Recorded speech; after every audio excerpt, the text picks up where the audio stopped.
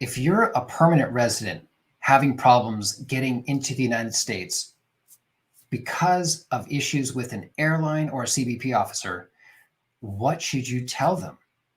I'm Erick Widman. I'm an immigration lawyer, and there is some helpful guidance out there when you encounter the situation that your green card has expired or you have another issue and you're a permanent resident trying to get into the United States and you are stuck at the border because a CBP officer or an airline might be confused. So I'm going to be sharing with you a helpful document that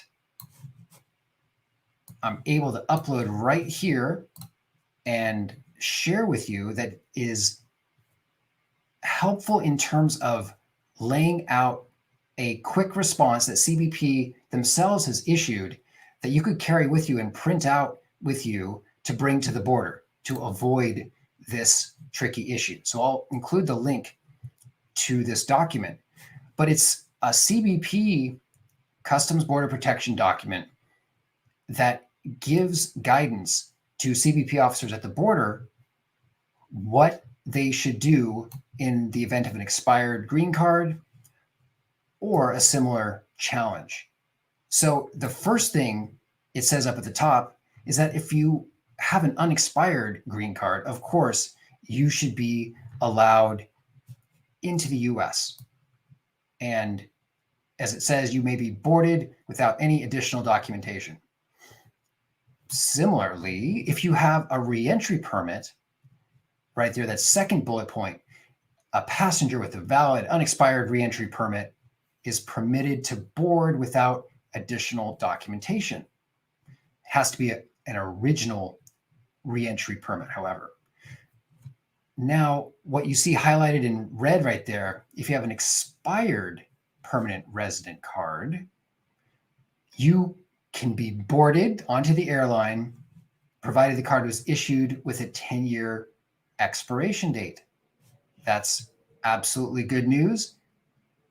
What you'll see below that is if there's an expired permanent resident card with one of those extension stickers, the system recently changed that it's a Form 797 that's issued instead of the sticker starting, it was in January of last year.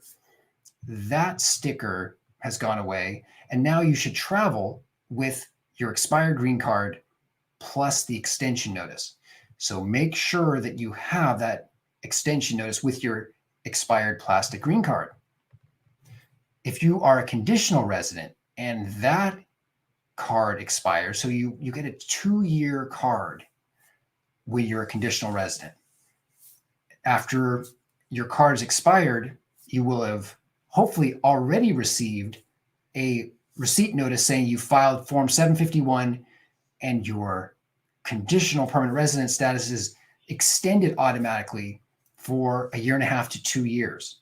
So you'll take that receipt notice with you with your expired conditional green card, and you should be able to board with this no problem. Finally, SB1 returning resident visas would allow you to board the plane, get back to the US, and the airline should accept that as well. One of our clients a few months ago had the challenge that they didn't ever actually receive their green card. They had to travel soon after they arrived on an immigrant visa. And so the airline was confused that, and the CBP document actually doesn't address this issue. What do you do if you never received your green card?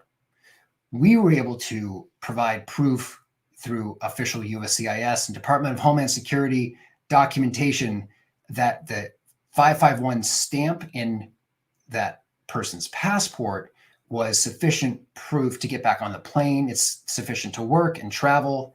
So even though he had never received a plastic green card, he was able to travel with the stamp in his passport.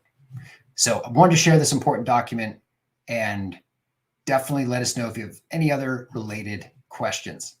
Thanks very much. Take care.